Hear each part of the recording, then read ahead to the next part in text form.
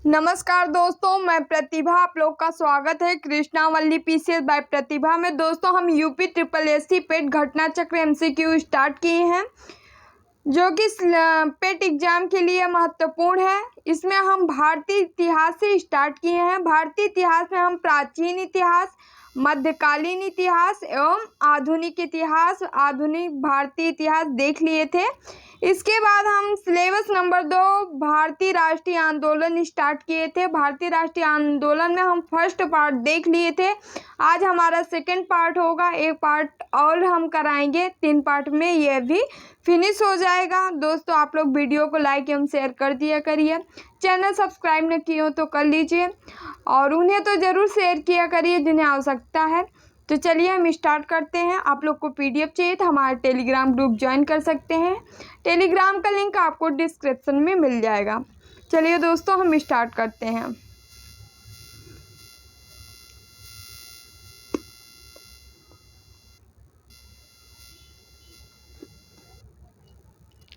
स्वतंत्रता सेनानियों ने भगत सिंह, सुखदेव और राजगुरु को 1931 में फांसी की सजा दी गई थी।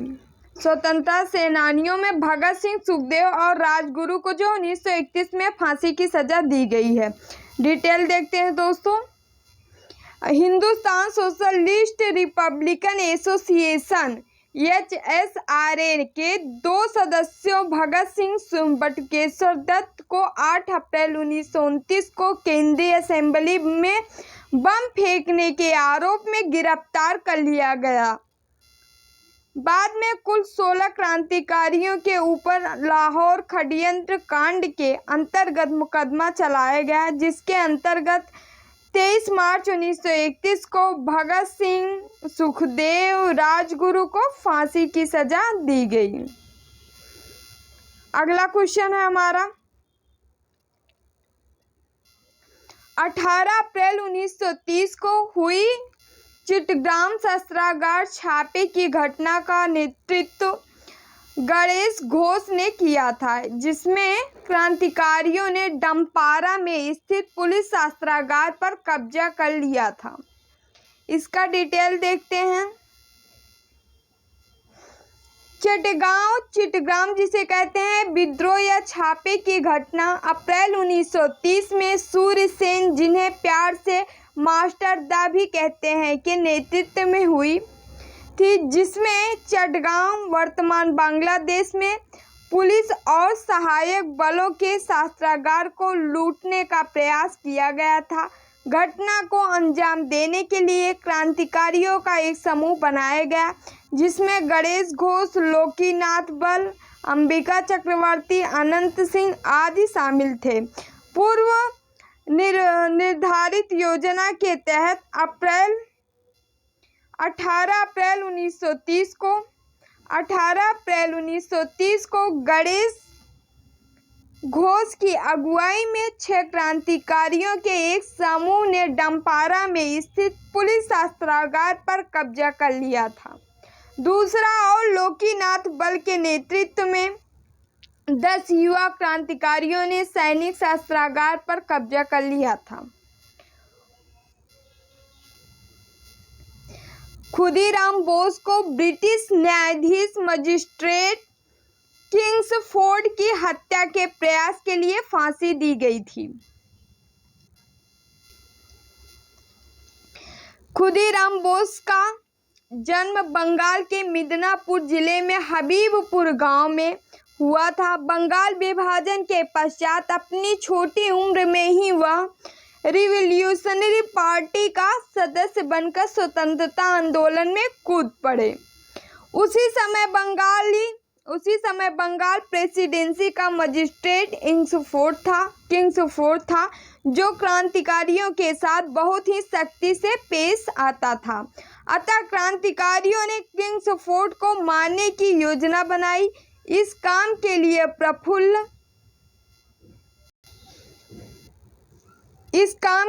प्रफुल्ल चाकी और खुदीराम बोस को चुना गया। 30 अप्रैल 1905 को किंग्सफोर्ड की हत्या का प्रयास किया गया। किया, लेकिन इस घटना में 2 ब्रिटिश महिलाएं मारी गई। प्रफुल्ल चाकी ने पुलिस से बचने के लिए आत्महत्या कर ली तथा खुदीराम बोस को गिरफ्तार कर फांसी दे दी गई थी। अगला क्वेश्चन देखते हैं। 1908 में खुदीराम बोस को और प्रफुल्ल चाकी ने मुजफ्फरपुर में किस ब्रिटिश जज पर बम मारा और उसे मारने का प्रयास किया, जो पहले कलकत्ता के प्रमुख प्रेसिडेंसी मजिस्ट्रेट थे? तो कौन थे? किंग्सफोर्ड थे। किंग्सफोर्ड को। अगला क्वेश्चन है हमारा, काकोरी षड्यंत्र केस किस वर्ष में हुआ था? किस वर्ष में? तो 1925 में हुआ था, 1925 में। काकोरी षड्यंत्र कांड हिंदुस्तान रिपब्लिकन एसोसिएशन संस्था द्वारा 9 अगस्त 1925 को, डेट याद रखिएगा, को घटित हुआ था। इसके तहत लखनऊ के निकट काकोरी में 8 डाउन ट्रेन को, जो सहारनपुर से लखनऊ जा रही थी, 8 डाउन ट्रेन जो सहारनपुर से लखनऊ जा रही थी, को क्रांतिकारियों द्वारा लूटा गया था, जिसके परिणाम स्वरूप राम प्रसाद बिस्मिल, अशफाक उल्लाह खां, रोशन लाल, राजेंद्र लाहिड़ी को फांसी दी गई। अगला क्वेश्चन है हमारा, गदर आंदोलन के नेता कौन थे? कौन थे? तो हरदयाल थे। डिटेल देखते हैं। गदर आंदोलन के नेता लाला हरदयाल थे। गदर पार्टी की स्थापना लाला हरदयाल के नेतृत्व में सैन फ्रांसिस्को, अमेरिका में हुई थी, जिसके संस्थापक अध्यक्ष मोहन सिंह भागना थे। अगला क्वेश्चन देखते हैं। गदर क्रांति आरंभ होने का सबसे प्रमुख कारण क्या था? तो प्रथम विश्व युद्ध आरंभ होना। डिटेल देखते हैं दोस्तों। गदर आंदोलन की भावी राजनीति को 3 घटनाओं ने बहुत प्रभावित किया। लाला हरदयाल की गिरफ्तारी, कामागाटा मारो प्रकरण और प्रथम विश्व युद्ध का आरंभ। क्या क्या था? लाला हरदयाल की गिरफ्तारी, कामागाटा मारू प्रकरण और प्रथम विश्व युद्ध का आरंभ। इतिहासकार बिपिन चंद्र के अनुसार प्रथम विश्व युद्ध की शुरुआत ही वह सबसे महत्वपूर्ण घटना थी जो गदर आंदोलन आरंभ होने का कारण थी। अगला क्वेश्चन है हमारा, निम्नलिखित में से किस शहर में स्वतंत्रता सेनानी चंद्रशेखर आजाद ने ब्रिटिश पुलिस द्वारा घिर जाने पर खुद को गोली मार ली थी? कहाँ पे? तो इलाहाबाद में, प्रेजेंट में प्रयागराज। चलिए आगे इसका डिटेल देखते हैं। हिंदुस्तान सोशलिस्ट रिपब्लिकन एसोसिएशन के एकमात्र सदस्य चंद्रशेखर आजाद, जो काकोरी षड्यंत्र केस से पुलिस को चकमा दे रहे थे, लाहौर षड्यंत्र केस से भी बच निकले थे, लेकिन 27 फरवरी 1931 को इलाहाबाद अब प्रयागराज के अल्फ्रेड पार्क में पुलिस के द्वारा घिर जाने पर खुद को गोली मार ली थी। अगला क्वेश्चन है, निम्नलिखित में से कौन एक भारतीय राष्ट्रीय आंदोलन में क्रांतिकारी नेता नहीं थे? तो कौन नहीं थे? तो गोपाल कृष्ण गोखले नहीं थे, बाकी तीनों लोग थे। चंद्रशेखर थे, भगत सिंह थे, सूर्यसेन थे। दोस्तों डिटेल देखते हैं। गोपाल कृष्ण गोखले भारत में ब्रिटिश साम्राज्य के खिलाफ संघर्ष करने वाले भारतीय स्वतंत्रता आंदोलन के नरमपंथी नेताओं और समाज सुधारकों में से एक थे, जबकि चंद्रशेखर आजाद, सूर्यसेन और भगत सिंह भारतीय राष्ट्रीय आंदोलन के क्रांतिकारी नेता थे। अगला क्वेश्चन है, इंकलाब जिंदाबाद का नारा किसने दिया था? तो भगत सिंह दिए थे, भगत सिंह। डिटेल देखते हैं दोस्तों। इंकलाब जिंदाबाद को नारे के रूप में लोकप्रिय कौन बनाए? तो भगत सिंह बनाए थे, जबकि किए थे ये हिंदुस्तान सोशलिस्ट रिपब्लिकन एसोसिएशन के सदस्य थे। किसके थे? हिंदुस्तान सोशलिस्ट रिपब्लिकन एसोसिएशन के सदस्य थे भगत सिंह। भगत सिंह एवं बटुकेश्वर दत्त ने अप्रैल 1929 में केंद्रीय विधानसभा में बम फेंका था। इन्हें लाहौर षड्यंत्र कांड के तहत 23 मार्च 1931 को फांसी दे दी गई। ध्यातव्य है कि इंकलाब जिंदाबाद की रचना जो है हजरत मोहानी ने की थी। इंकलाब जिंदाबाद की जो रचना है ये हजरत मोहानी जी किए थे, जबकि इसे नारे के रूप में जो लोकप्रिय भगत सिंह के चलते हुआ।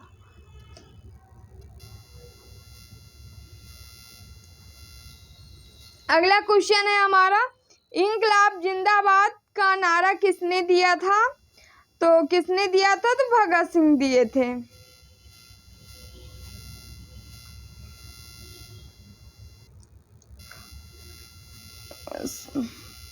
सॉरी, इंकलाब जिंदाबाद का नारा अब यहाँ भगत सिंह नहीं है तो हजरत मोहानी ही दिए हैं, जबकि इनकी रचना है। नारा दिए अगर आए क्वेश्चन तो भगत सिंह ही होगा। चलिए अगला क्वेश्चन देखते हैं।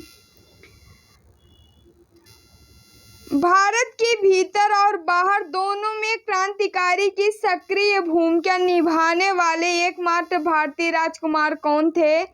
तो राजा महेंद्र प्रताप थे।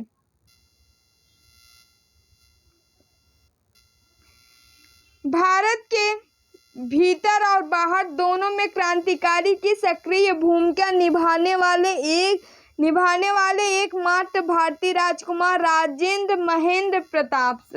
महेंद्र प्रताप थे। उनका जन्म जो है उत्तर प्रदेश में हुआ था। वे एक क्रांतिकारी एवं समाज सुधारक थे। राजा महेंद्र प्रताप एक क्रांतिकारी एवं समाज सुधारक थे और इनका जन्म जो है उत्तर प्रदेश यूपी में हुआ था।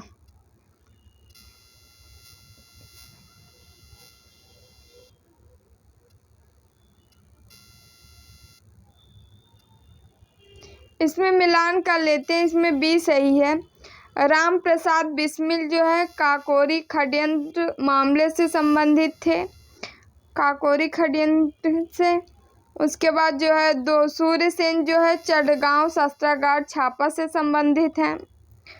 और उसके बाद जो है हमारे अरविंद घोष जो है अलीपुर बम मामले से संबंधित हैं। उसके बाद भगत सिंह जो है लाहौर षड्यंत्र मामले से संबंधित है। राम प्रसाद बिस्मिल काकोरी षड्यंत्र मामले से संबंधित है। सूर्यसेन चटगांव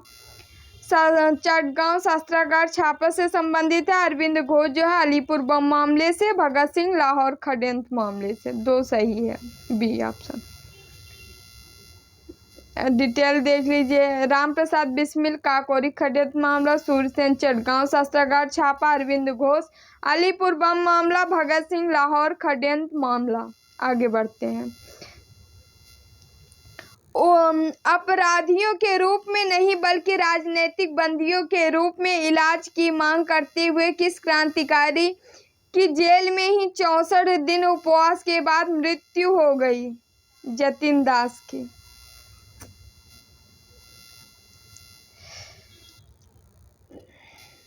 अपराधियों के रूप में नहीं बल्कि राजनीतिक बंदियों के रूप में व्यवहार की मांग करते हुए क्रांतिकारी जतिन दास के जेल में 64 दिन उपवास के बाद मृत्यु हो गई थी। चलिए दोस्तों, हम विधायी संशोधन तथा ब्रिटिश इंडिया एक्ट देखते हैं 1935। देखिए पहला क्वेश्चन है हमारा, निम्नलिखित में से कौन सा अधिनियम मॉन्टेग्यू चेम्सफोर्ड रिपोर्ट पर आधारित था? तो कौन सा? तो भारत सरकार अधिनियम 1919। डिटेल देखते हैं। भारत सरकार अधिनियम 1919 मॉन्टेगू चेम्सफोर्ड रिपोर्ट पर आधारित था। इस अधिनियम की मुख्य विशेषता केंद्र में द्विसदनात्मक विधायिका की स्थापना थी। भारत छोड़ो आंदोलन, आजाद हिंद फौज तथा नेता सुभाष चंद्र बोस से संबंधित क्वेश्चन देखते हैं जो आए हुए क्वेश्चन हैं। किस आंदोलन के लिए महात्मा गांधी द्वारा करो या मरो का नारा दिया गया था? तो भारत छोड़ो आंदोलन। डिटेल देखते हैं। भारत छोड़ो आंदोलन में महात्मा गांधी ने करो या मरो का नारा दिया था। 14 जुलाई 1942 को कांग्रेस कार्य समिति की वर्धा बैठक में गांधी जी के भारत छोड़ो आंदोलन के विचार को पूर्ण समर्थन प्रदान किया गया। 7 अगस्त 1942 को कांग्रेस की बैठक बंबई के ग्वालियर टैंक में हुई, जिसमें वर्धा प्रस्ताव भारत छोड़ो की पुष्टि हुई। थोड़े बहुत संशोधन के बाद 8 अगस्त 1942 को प्रस्ताव स्वीकार कर लिया गया। 9 अगस्त 1942 को भारत छोड़ो आंदोलन प्रारंभ हुआ। भारत छोड़ो आंदोलन या अगस्त क्रांति भारतीय स्वतंत्रता आंदोलन की अंतिम महान लड़ाई थी। भारतीय स्वतंत्रता आंदोलन की अंतिम और महान लड़ाई थी। अगला क्वेश्चन देखते हैं। महात्मा गांधी ने किस आंदोलन के लिए करो या मरो का नारा दिया था? तो भारत छोड़ो आंदोलन के दौरान दिए थे।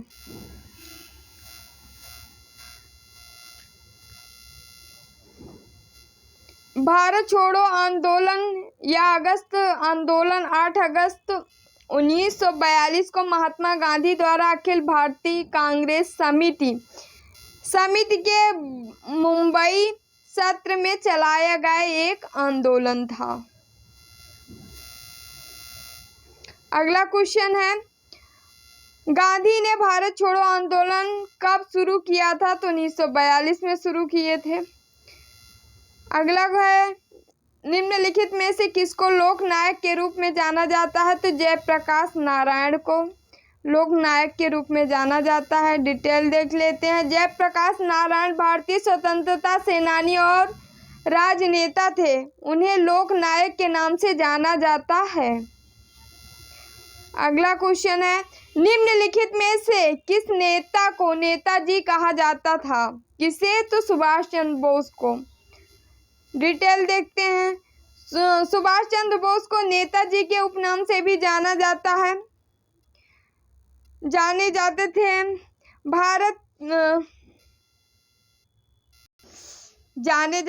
भारत के स्वतंत्रता संग्राम के अग्रणी नेता थे। द्वितीय विश्व युद्ध के दौरान उन्होंने अंग्रेजों से लड़ने के लिए जापान की सहायता से आजाद हिंद फौज का गठन किया। उनके द्वारा दिया गया जय हिंद नारा भारत का राष्ट्रीय नारा बन गया।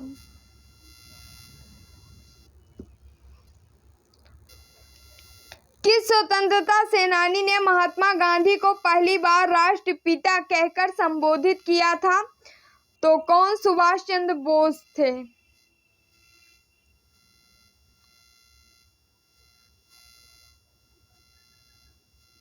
डिटेल देखते हैं। महात्मा गांधी को सर्वप्रथम राष्ट्रपिता सुभाष चंद्र बोस ने कहा था। 6 जुलाई 1944 को 1944 को सुभाष चंद्र बोस ने आजाद हिंद रेडियो पर बोलते हुए गांधी जी को संबोधित किया। भारत की स्वाधीनता का आखिरी युद्ध शुरू हो चुका है। राष्ट्रपिता, भारत की मुक्ति के इस पवित्र युद्ध में हम आपका आशीर्वाद और शुभकामना चाहते हैं। महात्मा गांधी को राष्ट्रपिता कहकर संबोधित करने वाले पहले व्यक्ति कौन थे? तो यही सुभाष चंद्र बोस जी थे। अगला क्वेश्चन है, महात्मा गांधी को राष्ट्रपिता के नाम से सर्वप्रथम किसने संबोधित किया था? तो यही थे सुभाष चंद्र बोस जी। नेताजी सुभाष चंद्र बोस ने आजाद हिंद सरकार की स्थापना कब की थी? तो अक्टूबर 1943 में, 1943 में। 21 अक्टूबर 1943 को सुभाष चंद्र बोस ने सिंगापुर में स्वाधीन भारत की अस्थायी सरकार आजाद हिंद सरकार का गठन किया। आजाद हिंद फौज का पुनर्गठन 4 जुलाई 1943 को सुभाष चंद्र बोस के नेतृत्व में किया गया। आधुनिक भारत का इतिहास विविध देखते हैं।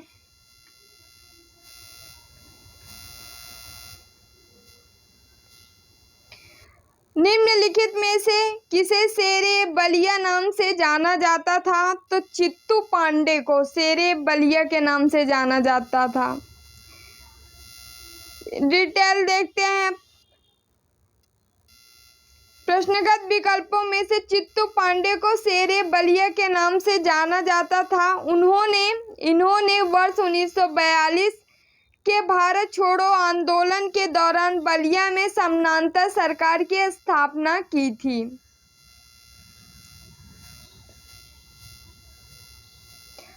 अगला क्वेश्चन देखते हैं।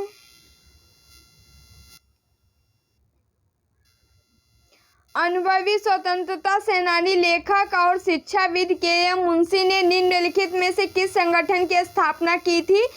तो भारतीय विद्या भवन की स्थापना किए थे के.एम. मुंशी जी ने। डिटेल देखते हैं। अनुभवी स्वतंत्रता सेनानी, लेखक एवं शिक्षाविद कन्हैया लाल मणिक लाल मुंशी के.एम. मुंशी द्वारा 1938 में भारतीय विद्या भवन की स्थापना की गई। भारतीय विद्या भवन का उद्देश्य शिक्षा एवं संस्कृत को बढ़ावा देना था। अगला क्वेश्चन देखते हैं। बाल विवाह अवरोधक अधिनियम 1929 को निम्नलिखित में से किस अन्य नाम से जाना जाता है? तो शारदा अधिनियम के नाम से जाना जाता है।